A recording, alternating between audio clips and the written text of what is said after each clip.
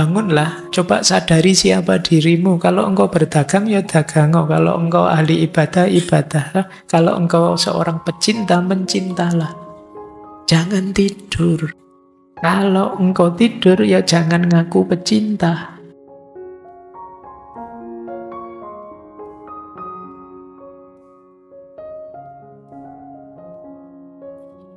Misalnya ini untuk mengkritik orang-orang yang menjauh dari Tuhan. Kenapa sih kok tidak banyak orang yang ingin dekat dengan Tuhan? Jadi satu malam, satu ketika Syekh Bayazid atau Abu Yazid Bustami keluar kota. Dia merasakan ada kesunyian yang dalam. Bulan padahal sedang terang benderang, bintang-bintang ya terang. Tapi Syekh Bayazid melihat kok tidak ada satu orang pun ya. Terus dia merasa sedih. Terus beliau bermunajat begini, ya Robbi, ya Allah, betapa hamba ini sedih. Mengapa istana yang begitu indah mengesankan ini begitu sunyi dari pemuja yang penuh damba? Harusnya situasi seindah ini banyak orang yang memujamu, beribadah padamu, mendekat padamu. Kenapa kok tidak ada? Kemana manusia-manusia itu? Terus tiba-tiba ada suara di telinganya Syekh Bayazid. Tidak usah engkau heran. Raja tidak memperkenankan sembarang orang datang ke istananya. Keagungannya tidak memungkinkan dia menerima para petualang di pintunya. Meski di tempat suci keagungan yang penuh kegemilangan, dia tidak menghargai mereka yang mengantuk dan tidak peduli. Ini tidak tentang ngaji ya. Ini beneran kalimatnya begitu. Bahkan engkau pun satu di antara 1000 yang mohon perkenan dan engkau pun harus menunggu dengan penuh kesabaran. Jadi ketika mengeluh kemana ya manusia-manusia ini kok banyak yang tidak sadar. Alasannya yang pertama, ya Allah tidak sembarangan membiarkan orang menghadap padanya. Jadi makanya kesadaran kita kok tidak nyampe ke situ ya berarti Allah belum menghendaki kita. Begitu kita sadar ya Allah aku kok masih banyak mikir dunia. Jangan-jangan kau masih belum menghendakiku. Itu segera harusnya kita bertobat. Jadi biar kita layak untuk menghadapnya. Mungkin Allah tidak menganggap kita layak, maka kita belum dibuka hati kita untuk sadar mendekat padanya. Itulah kenapa kadang-kadang ada orang itu ya dengan kepintarannya, dengan keahliannya, justru memposisikan dirinya menjauh dari Allah. Allah urusan besok saja. Allah apa ada Tuhan itu ngarang-ngarang saja Allah. Memang oleh Allah diposisikan di situ. Berarti Allah belum berkenan dia hadir menghadap padanya. Itu kalau kita begitu sadar kita ada di posisi itu, harusnya segera kita bertobat, memperbaiki diri untuk mendapatkan ridhonya Allah biar kita bisa dekat dengannya. Karena kadang-kadang bahkan sudah di rumahnya Allah saja kadang-kadang kita itu ya. Kan ada orang itu yang sudah ke masjid tapi tidak sholat. Kadang-kadang ada yang pinter ngaji tapi malas ngaji. Ada macam-macam posisinya. Itu berarti Allah belum menghendaki kita. Dan begitu kita sadar, ya Allah, aku itu dulu lumayan loh ya. Juz 30 hafal, ngaji lancar. Sekarang kok malas ngaji aku ya. Yes. Pokoknya jadi jangan-jangan ini seperti kalimat di ceritanya saya Abu Yazid ini, Allah tidak menghendaki kita. Kita masih termasuk orang yang sembarangan dan Allah tidak mau orang sembarangan menghadap dia. Bahkan kita sudah memperbaiki diri pun kita tetap harus ngantri. Sebagaimana engkau Abu Yazid. Engkau masih diuji lagi sejauh mana kesungguhanmu dan kesabaranmu. Ayo kita lanjutkan. Ada lagi kisahnya Syekh Sibli. Syekh Sibli ini juga beliau sufi besar. Satu ketika ada seorang laki-laki menemui Syekh Sibli sambil menangis. Terus Syekh Sibli tanya, kenapa dia menangis? Orang ini jawab, wahai Syekh, aku punya sahabat yang dia ini baik sekali. Keindahannya membuat jiwaku sehijau ranting-ranting musim semi. Kemarin dia meninggal. Dan rasanya aku pun seperti mati karena duka cita. Kita akan sering mendengar kabar sahabat kita, orang terdekat kita meninggal. Dan kita sangat sedih. Terus ditegur oleh Syekh Sibli, kenapa engkau bersedih? Sekian lama engkau telah memilikinya sebagai sahabat. Sudah banyak manfaat yang kamu dapat bersama dia. Sekarang pergilah dan cari sahabat yang lain, sahabat yang tidak mungkin mati. Maka engkau tidak akan sedih. Ya sederhananya dekatlah pada Allah. Keterikatan akan sesuatu yang fana hanya akan mendatangkan duka.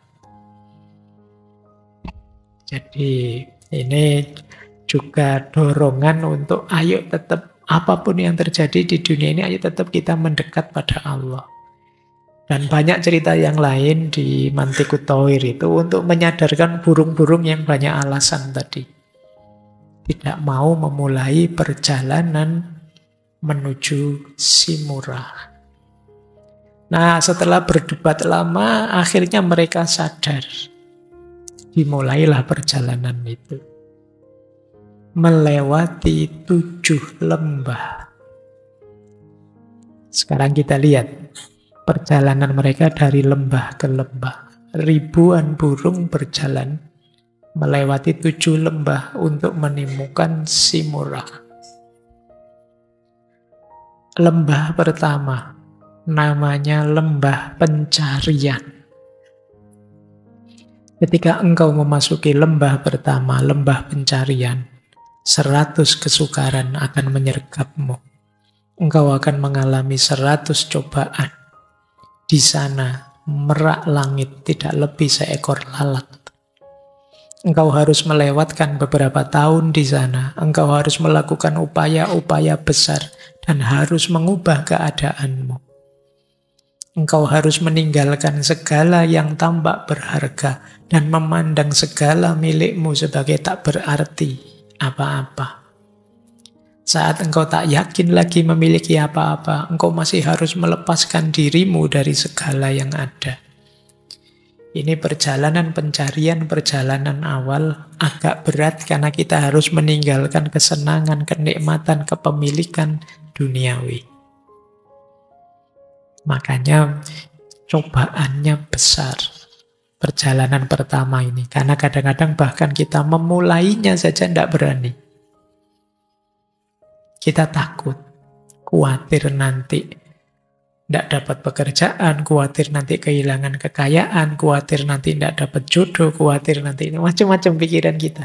Ada banyak ketakutan. Makanya tadi di pembukaan ini memerlukan keberanian menghadapi apa saja. Jadi fase pencarian ternyata fase yang sangat berat. Seindah sehebat itu merak langit istilah beliau, tetap seperti seekor lalat. Baik, jadi ini lembah pertama, lembah pencarian. Di semua sudut hidup kita, mari kita jadikan arena pencarian. Menemukan diri kita, khususnya kedalaman diri kita. Ada cerita banyak di pencarian. Misalnya saya ambil satu ya. Cerita tentang Majnun. Dulu kita pernah membahas Laila Majnun. Ada seorang yang melihat Majnun main-main tanah, mengayak tanah, jadi mengurai tanah. Kemudian orang ini lagi ngapain sih Majnun ini? Apa sudah gila beneran dia? Terus dia tanya, Majnun, apa yang kau cari? Jawabannya Majnun, aku mencari Laila. Ini aneh ya, Laila itu ya kan Sosok perempuan sudah dewasa di rumahnya. Tapi Majnun membolak-balik tanah, mengayak tanah untuk mencari Laila. Orang itu tanya lagi, "Lu terus apa kamu berharap menemukan Laila di situ?" Jawabannya Majnun, "Aku mencari dia di mana-mana dengan harapan mendapatkannya entah di mana." Berarti ini sebenarnya kisah tentang mencari Tuhan.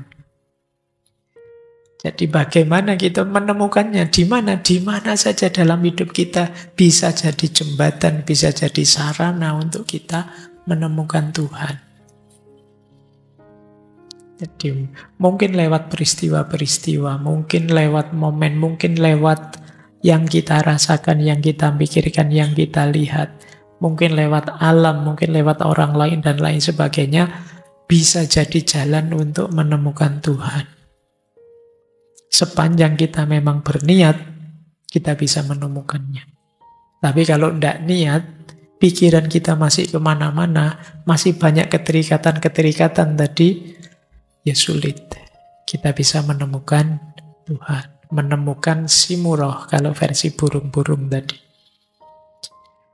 Jadi lembah pertama yang harus dilewati adalah lembah pencarian. Lembah kedua. Lembah kedua ini adalah lembah cinta. Cinta ternyata di lembah kedua. Mungkin kita membayangkan di lembah terakhir, enggak? Cinta di lembah kedua. Di lembah ini, cinta dilambangkan dengan api. Dan pikiran dengan asap. Pikiran tidak bisa tinggal dengan kedunguan cinta. Cinta tidak berurusan dengan akal pikiran insani.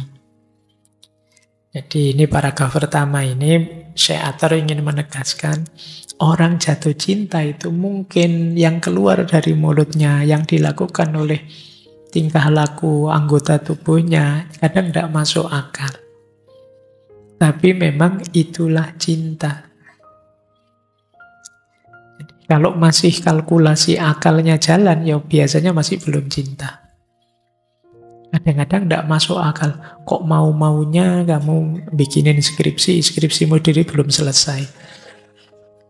Tidak masuk akal. Tapi itulah cinta.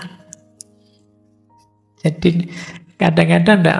Kalau kamu sendiri kuliah mungkin males, tapi begitu disuruh jemput, aku besok pagi kuliah, jemput ya, kamu bisa. Agak tidak masuk akal. Segalanya kamu berikan dan kamu tidak dapat apa-apa. Dan itu tidak masalah, tidak masuk akal. Tapi itulah cinta. Kalau kamu sebut orang yang mencintai seperti ini, itu kedunguan. Makanya beliau menyebut kedunguan cinta. Ya memang cinta itu sering tidak masuk akal. Baik, ya meskipun nanti ada bagian-bagian di mana akal kita libatkan untuk mewujudkan keinginan membahagiakan yang kita cintai. Dilanjutkan begini di lembah cinta. Bila engkau memiliki penglihatan batin, zarrah itu atom. Dari dunia yang kelihatan ini akan tersingkap bagimu.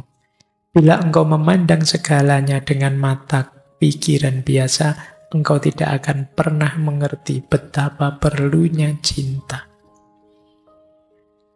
Pandangannya orang yang mencintai pasti berbeda dengan pandangannya orang yang tidak mencintai. Ketika aku mencintaimu, maka saat melihatmu yang ada di pikiranku adalah apa yang terbaik yang bisa aku berikan padamu. Meskipun itu mungkin menggangguku, meskipun itu mungkin tidak nyaman padaku, tapi asal itu membahagiakanmu, tidak masalah. Ini pandangannya orang yang mencintai. Aku pingin begini sih, tapi dengan mempertimbangkan dirimu, sudahlah, tidak usah saja. Aku senang nyanyi sih, tapi dengan mempertimbangkan kau mesti terganggu oleh suaraku menyanyi, sudah aku tidak usah nyanyi. Ini orang mencintai. Jadi yang dipertimbangkan selalu yang dicintai. Makanya banyak ulama menyarankan kita melihat segala sesuatu dengan ainur rohmah. dengan mata, dengan pandangan orang yang mencintai. Karena pandangannya orang yang mencintai itu selalu orientasinya ingin memberi yang terbaik bagi yang dicintai. Dan ini ada di lembah yang kedua. Ini agak lebih berat dari yang pertama. Karena yang pertama ada pengorbanan melepaskan. Di yang kedua ada keinginan membahagiakan. Melakukan yang terbaik untuk yang dicintai. Kata Syekh Athar, hanya dia yang telah teruji dan bebas dapat merasakan ini. Ia yang menempuh perjalanan ini hendaknya punya 1000 hati. Karena setiap sebentar dia dapat mengorbankan satu. Kalau hatimu kecil, hatimu sempit, sulit kalian menghidupkan cinta. Untuk mencintai kalian harus punya 1000 hati. Setiap saat harus kamu korbankan satu-satu untuk kebahagiaan yang engkau cintai. Ini lembah kedua. Perjalanannya tambah berat. Perjalanan di lembah ketiga. Lembah ketiga yang harus ditempuh adalah lembah kesadaran. Lembah kesadaran, kadang ada yang menerjemahkan keinsafan. Ini maksudnya dekat dengan, kalau kita pakai istilah ma'rifat.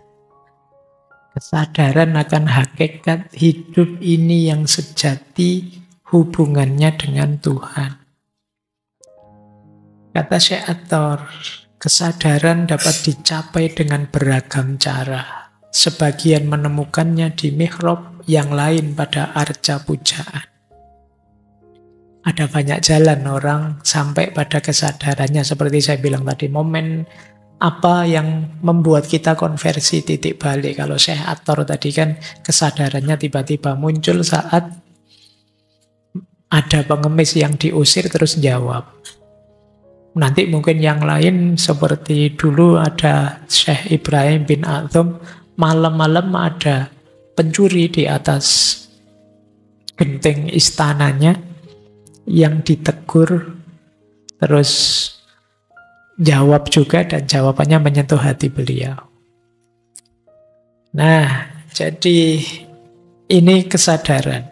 Ketika orang nyampe level sadar ma'rifat ini, kata Syekh Athar begini, bila rahasia hakikat segala makhluk menyingkapkan dirinya dengan jelas kepadanya, maka perapian dunia pun akan menjadi taman mawar. Ia yang berusaha akan dapat melihat buah badam yang terlindung dalam kulitnya yang keras. Ia tidak akan lagi sibuk memikirkan dirinya sendiri, tetapi akan menengadah memandang wajah sahabatnya. Pada setiap zarrah, ia akan dapat melihat keseluruhan. Ia akan merenungkan ribuan rahasia penuh cahaya. Jadi ini orang yang ma'rifat, orang yang sadar. Memahami dunia dari sisi hakikatnya, tidak sekedar fakta atau kenyataannya. Kebalikannya orang sadar adalah orang yang tidur, orang yang tidak sadar. Akan halnya engkau yang tidur dan aku tidak dapat memuji engkau karena yang demikian, mengapa engkau tidak bersedih? Ketika engkau sadar, Pak, saya kok tidak bisa begitu ya, Pak. Saya kok belum mencapai yang hakiki itu, Pak. Harusnya kan kita gelisah. Kok malah tenang saja? Mengapa engkau tidak bersedih? Engkau yang tidak melihat keindahan sahabatmu, bangunlah dan berusahalah mencari. Sahabatmu ini maksudnya Allah ya. Kalau kita belum merasakan indahnya Allah, jangan-jangan ada yang masih menganggap Allah itu beban saja untuk hidup kita. Nah, Allah itu merintah sholat lah, merintah puasa lah. Nambah beban saja. Ini berarti Tuhan masih kita posisikan sebagai beban. Kata Syekh Athar, bangunlah, sadarlah. Berapa lama engkau akan tinggal seperti keadaanmu sekarang? Seperti keledai tanpa tali leher. Jadi kita ini seperti keledai yang tidak ada talinya. Jadi jalan kita acak, tidak jelas maunya apa. Ini berarti kita belum sadar. Nah, ada cerita tentang kesadaran ini. Di buku itu ada kisah tentang pecinta yang tidur. Ini tidak nyindir kalian ya memang. Jadi ada pecinta yang saking capeknya, kan biasa orang jatuh cinta itu bikin puisi, meratap, kerinduan, dan lain sebagainya. Terus tidur di atas gundukan makam. Ini adegan ini mungkin mirip seperti bagian terakhir kisahnya Laila Majnun. Yang saat itu Laila sudah meninggal dan Majnun sudah tidak pindah-pindah dari sebelah kuburannya Laila. Nah, cuma mungkin ini diimprove oleh Syekh Athar. Saat dia tidur di atas gundukan makam, tiba-tiba kekasihnya datang. Ini kekasih ini mungkin simbol Allah juga. Mendekatinya dan melihat dia tertidur. Ditulisnya sepucuk surat kecil, lalu disematkannya di jubah pecintanya itu. Jadi kekasihnya datang nulis surat terus ditaruh di jubahnya. Dia masih tidur. Ketika terbangun dan membaca apa yang ditulis kekasihnya itu, dia pun mengeluh sedih. Isinya surat seperti ini. Wahai laki-laki dungu, bangkitlah. Kalau engkau berdagang, berdaganglah dan dapatkan uang. Bila engkau seorang zahid, bangunlah di malam hari, berdoalah pada Tuhan dan jadilah hambanya. Namun bila engkau seorang pecinta, malulah pada dirimu sendiri. Apa gunanya tidur bagi seorang pecinta? Di siang hari, pecinta berlomba dengan angin. Di malam hari, hatinya menyala, membuat wajahnya bersinar secemerlang cahaya rembulan. Tapi jika engkau tidak seperti itu, jangan lagi berlagak mencintai aku. Jadi, bangunlah, coba sadari siapa dirimu. Kalau engkau berdagang, ya dagang. Kalau engkau ahli ibadah, ibadah. Kalau engkau seorang pecinta, mencintalah. Jangan tidur. Jadi, kalau engkau tidur, ya jangan ngaku pecinta. Jika seseorang bisa tidur di tempat lain dan bukan di kuburnya, boleh kukatakan dia seorang pecinta, tapi pecinta dirinya sendiri. Kok kamu ngaku pecinta, gaweane turu terus. Di WA gak dibales dia. Jangan ngaku pecinta. Yang kamu cintai hanya dirimu sendiri. Ini sindiran ya. Bagi para pecinta tapi pasif. Tidak menunjukkan rasa cintanya. Maka jangan jadi pecinta yang tidur. Lanjut, lembah keempat. Lembah keempat adalah lembah kebebasan dan kelepasan. Lembah keempat, lembah di mana tidak ada nafsu untuk memiliki atau keinginan untuk menemukan. Jadi lembah keempat ini menarik ya, ketika orang terbebas dari dualitas hal-hal duniawi, termasuk dualitas baik dan buruk. Ini kadang-kadang menjelaskannya agak agak sulit. Gimana sih Pak bisa orang bebas dari dualitas baik dan buruk? Gambarannya begini loh, ini beliau pakai kalimat yang jelisahnya nabi-nabi. Agar Adam dapat menerima cahaya samawi, barisan malaikat berpakaian hijau dicekam duka. Jadi untuk menyadarkan Adam akan tugas kekhalifahannya kan ada cerita protesnya para malaikat. Ini agak unik, malaikat ini kan patuh 100%, kok ini protes? Mayyufsidu fiha wa yasfikud dima. Ini tujuannya untuk Adam, biar dia sadar tugas kekhalifahannya dan Ingat untuk tidak mengalirkan darah mengacaukan dunia. Jadi ini rasanya kayak negatif, tapi di balik itu ada positifnya. Agar Nuh dapat menjadi tukang kayu Tuhan dan membuat perahu, ribuan makhluk tewas di perairan. Puluhan ribu nyamuk menyerang tentara Abraha agar raja itu tergulingkan. Ribuan bayi mati agar Musa dapat melihat Tuhan. Ribuan orang mengenakan ikat pinggang Nasrani agar Isa dapat memiliki rahasia Tuhan. Ribuan hati dan jiwa terampas agar Muhammad dapat bermi'raj ke satu malam. Di lembah ini tiada apapun yang baru atau yang lama akan berharga. Engkau boleh berbuat atau tidak berbuat. Jadi dualitas baik buruk itu yang duniawi di dunia ini yang kita anggap buruk dari perspektif yang berbeda bisa saja itu baik. Kamu sakit, sakitmu itu rezeki bagi para dokter. Iya kan? Ya sama. Saya patah hati Pak ditinggal pacar. Rezeki bagi temanmu yang lain yang dari sisi kamu pahit, tapi dari sisi yang lain positif. Bahkan nanti belakangan kamu tahu, alhamdulillah Pak, dulu saya putus, sekarang ada hikmahnya. Saya jadi cepat lulus, saya jadi baik dan buruk itu tidak bisa kita lihat secara sangat sempit. Allah yang paham skenario detailnya. Makanya kita diminta taslim saja, pasrah, udah apa-apa. Dikasih pahit, dikasih enak. Allah yang tahu rahasianya. Di balik yang pahit ada hikmah yang indah yang kita tidak sadar. Sekarang kita nangis, besok kita bahagia. Mengalami hal yang pahit itu.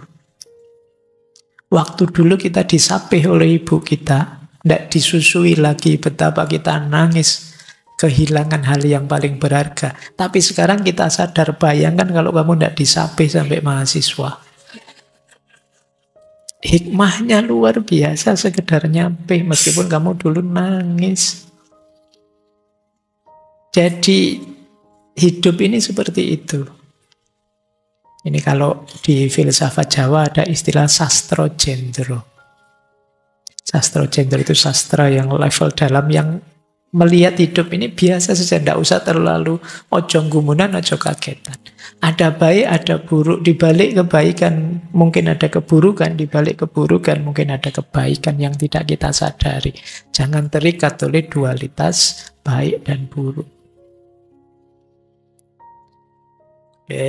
Itu kalau kita bisa nyampe ke level ini, di situ kita menemukan rahasianya hidup tenang.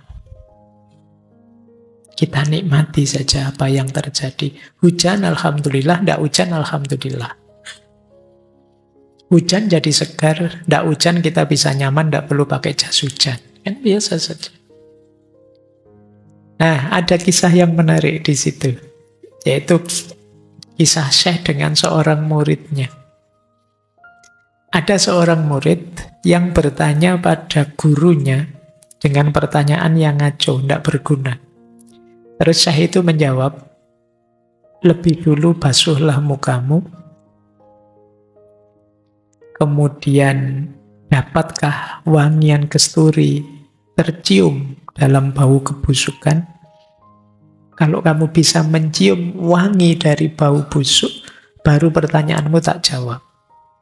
Kalau tidak, aku tidak akan memberikan pengetahuan pada orang yang mabuk. Jadi ini ada guru yang muridnya bertanya, pertanyaannya ngaco. Guru jawabnya juga agak dalam. Saya jawab pertanyaanmu asal kamu bisa mencium bau wangi dari bau yang busuk. Kalau kamu bisa jawab, kamu bisa menciumnya, berarti kamu sudah, levelmu sudah bisa tak jawab pertanyaanmu. Kalau belum, ya kamu belum nyampe. Orang yang bisa mencium wewangian dari bau busuk, yaitu seperti orang bisa menemukan hikmah dari peristiwa pahit. Orang bisa menemukan yang positif dari kenyataan negatif. Ini orang yang levelnya lebih tinggi. Bandingkan dengan kita. Kalau kita kan sekarang ada sulit pun mengeluh. Bahkan kita diberi kenikmatan pun cemas. Jangan-jangan setelah ini pahit lagi. Jangan-jangan ini sementara. Wong diberi enak toh kita takut. Nah, mari kita flat saja. Ini makanya istilahnya lembah kelepasan dan kebebasan. Kita melepaskan diri dari keterikatan dualitas hidup. Senang, susah, menang, kalah. Itu semuanya sifatnya fana sementara. Kita temukan saja kebaikan di baliknya. Lembah kelima. Ini lebih dalam lagi lembah kelima. Lembah kelima adalah lembah kesatuan. Kata beliau begini, di lembah ini segalanya pecah berkeping-keping, kemudian menjadi satu. Segala yang menegakkan kepala di sini, menegakkan kepala dari kerah yang satu, itu juga. Meskipun engkau seakan melihat wujud yang banyak, namun pada hakikatnya hanya satu. Semua merupakan esa yang sempurna dalam keesaannya. Dan sekali lagi, yang engkau lihat sebagai esa tidaklah berbeda dengan yang tampak sebagai banyak. Jadi lembah kesatuan ini kita sampai pada kesadaran bahwa yang macam-macam kita lihat itu hakikatnya hanya satu. Karena satu-satunya yang wujud itu Allah. Keberadaan kita, wujud kita itu kan hanya dipinjami saja oleh Allah. Hanya sementara. Makanya dalam dunia tasawuf itu sering disarankan, mari kita sadari hakikat makhluk lebih dalam. Hakikat makhluk lebih dalam itu ya penciptanya. Adanya kita, mari mengingatkan ke pencipta kita. Kita itu sebenarnya tidak ada. Diadakan oleh Allah, baru kita ada. Besok ada, kita dicabut lagi, diambil lagi. Meskipun karena Allah memberi kita nafsu, memberi kita akal, kemudian muncul ego kita, yang kita merasa sulit sekali lepas dari ada kita. Kita ingin ada terus. Seolah-olah ada itu milik kita. Padahal ada itu hanya pinjaman dari Allah. Pada saatnya akan kembali ke sana. Cuma ego kita menghalangi. Seolah-olah kita minta untuk ada terus. Makanya kita senang ketika dijanjikan jannah kholidina fiha. Wah, itu bisa terus-terusan di sana, wis enak, wis terus. Sehingga kita lupa pada Allahnya. Nah, perjalanan kesatuan ini kalau kita sudah punya kesadaran ini, maka kembali pada Allah itu jadi ringan. Karena memang kita asalnya dari sana. Keberadaan kita hari ini ya pinjaman dari Allah saja. Nah, ada cerita pendek di Mantikut Thoir itu ketika seorang pecinta menyelamatkan kekasihnya. Jadi ada cerita seorang wanita muda jatuh ke sungai. Kemudian pecintanya, orang yang mencintanya terjun menyelamatkannya. Ketika sudah diselamatkan, terus wanita itu bertanya, kenapa engkau pertaruhkan hidupmu untukku? Jawabnya si pecinta, bagiku tiada orang lain kecuali engkau. Bila kita bersama, maka sungguh aku ini engkau dan engkau adalah aku. Kita berdua ini satu. Kedua diri kita satu. Itu saja sih. Karena aku mencintaimu, maka di pikiranku, di hatiku, orientasi hidupku, kesibukanku sehari-hari hanya tentang engkau saja. Keinginanmu adalah keinginanku. Disitulah kita menyatu. Maka kalau aku menyelamatkanmu, jangan dikira itu menyelamatkan dirimu, karena itu juga menyelamatkan aku. Kalau engkau bahagia, itu berarti juga aku sedang membuat diriku bahagia. Bila keduaan telah lenyap, kesatuan ditemukan, kata Seator. Baik. Karena itu, kan ada itu kalau teman-teman belajar Pancasila itu. Kita hebat karena bersatu, bukan berdua. Kalau berdua masih beda-beda, tapi kita ini harus bersatu karena kita sama. Baik, ini uraiannya panjang nanti. Ada buku filsafat yang bagus tentang gimana sih menyadari bahwa kita ini hakikatnya satu. Baik, kita lanjutkan. Karena waktunya. Lembah ke-6. Ini menarik. Sebelum lembah terakhir, justru di situ ada lembah keheranan atau ketakjuban dan kebingungan. Jadi di lembah ini ada keluhan bagai pedang, dan setiap nafas ialah keluhan pedih. Di sana ada duka dan ratapan, ada kerinduan yang menyala. Siang dan malam tampak serempak. Di sana ada api, namun kita merasa tertekan dan tak berpengharapan. Mengapa dalam kebingungan ini kita meneruskan perjalanan, tapi bagi yang telah mencapai kesatuan atau keesaan, dia akan lupa segalanya dan lupa akan dirinya sendiri. Jadi ini lembah menjelang akhir ketika kita masih ada sedikit ego, sedikit kesadaran tentang aku. Padahal tadi sebelumnya sudah dilebur jadi satu. Cuma ketika dilebur itu kan masih dua yang menyatu. Nah sekarang di lembah ke-6 mulai ada. Ini sebenarnya aku ini ada apa enggak sih? Yang disebut lembah kebingungan dan ketakjuban. Adakah engkau atau tidak ada? Apakah engkau merasa ada atau merasa tidak ada? Apakah engkau di tengah jalan atau di tepian? Apakah engkau fana atau kekal? Orang yang sudah nyampe fase sebelumnya, dia akan menjawab, aku tidak tahu apa-apa, aku tidak mengerti apa-apa, aku tidak sadar tentang diriku. Aku dalam cinta, tetapi dengan siapa aku tidak tahu. Hatiku sangat penuh, sekaligus sangat hampa oleh cinta.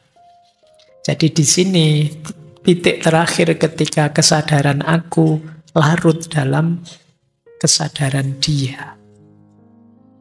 Mulai ini, haruskah aku tetap ada atau tidak ada? Lama ini makanya lembah keheranan dan kebingungan. Ada cerita yang menarik, ini mungkin bahan refleksi teman-teman ya tentang keheranan dan kebingungan. Ada seorang sufi, ini cerita tentang kebingungan.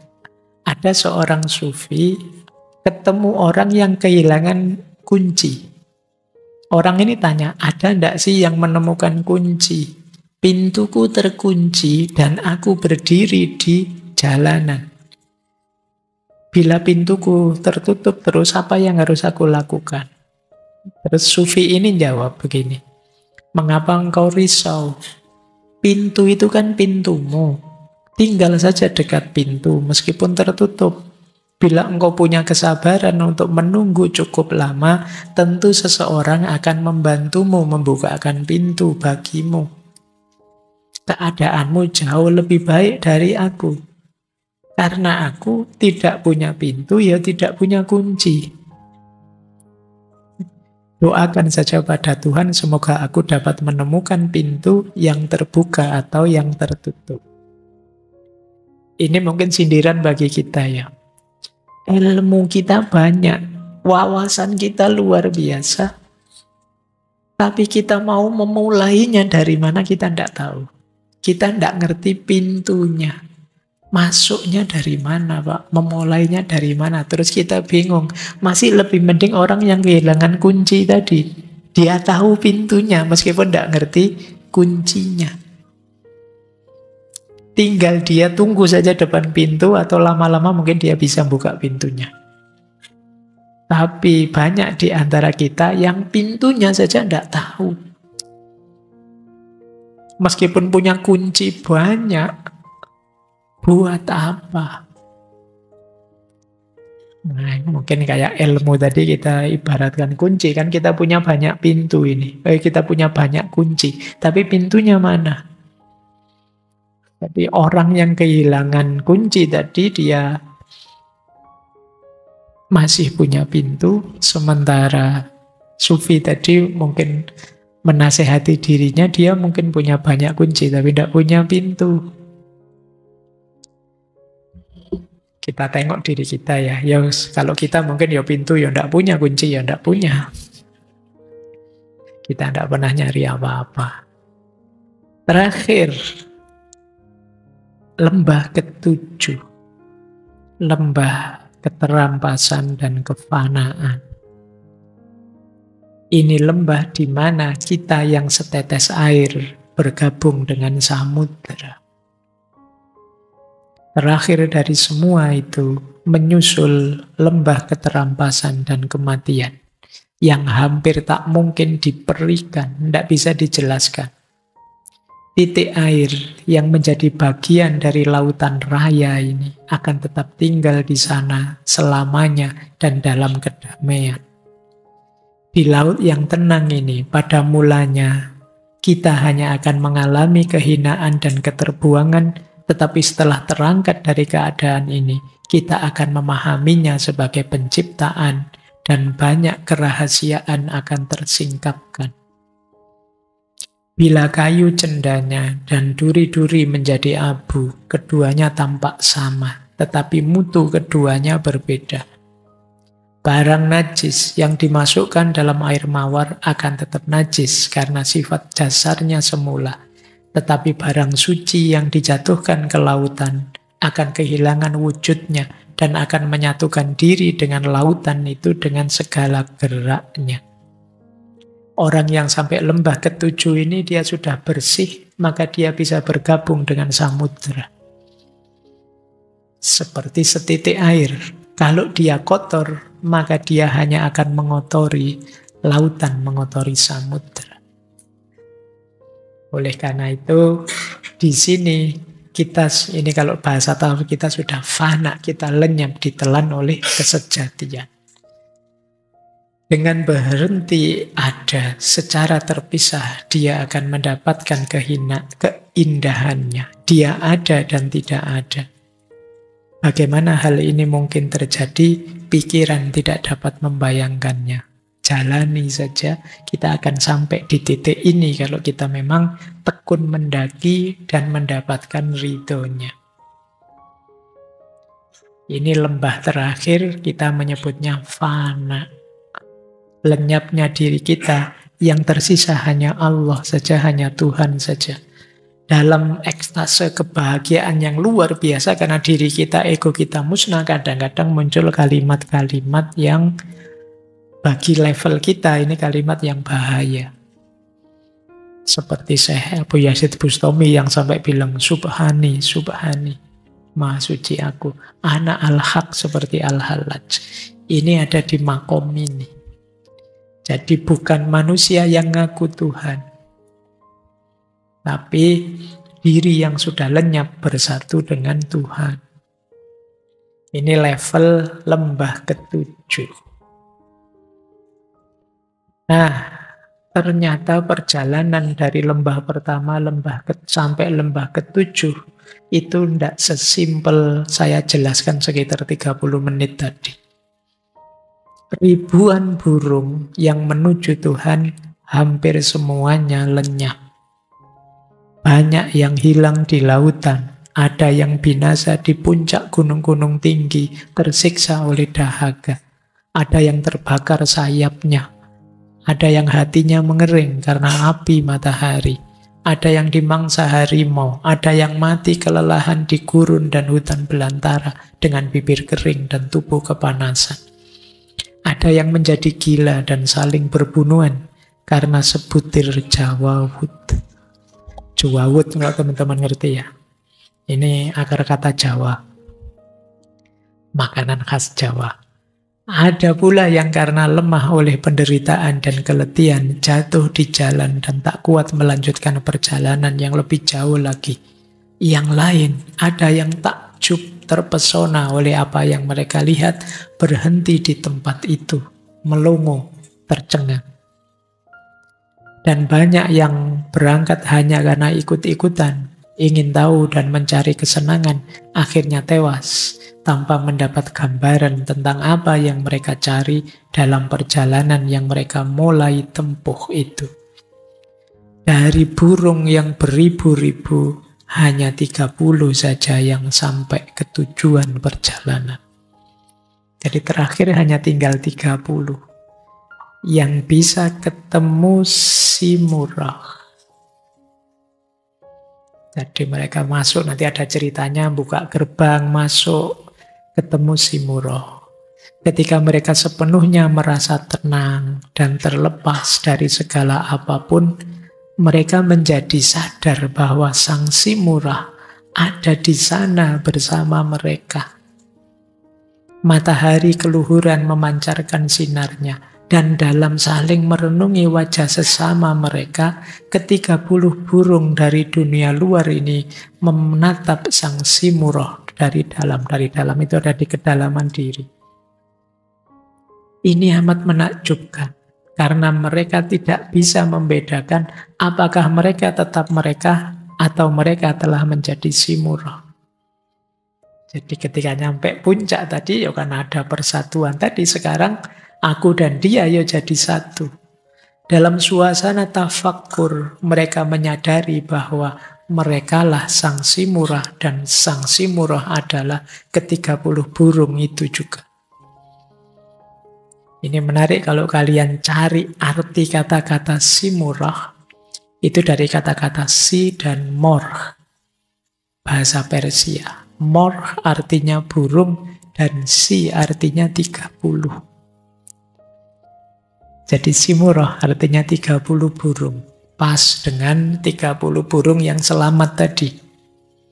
Saat mereka menatap sang si murah, mereka melihat bahwa sungguh sang si murah lah yang ada di sana.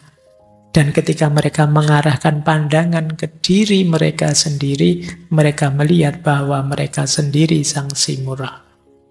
Saat mereka mengamati keduanya serempak, yaitu diri mereka sendiri dan dia, mereka pun menyadari bahwa mereka dan si murah itu wujud yang satu, dan itu juga.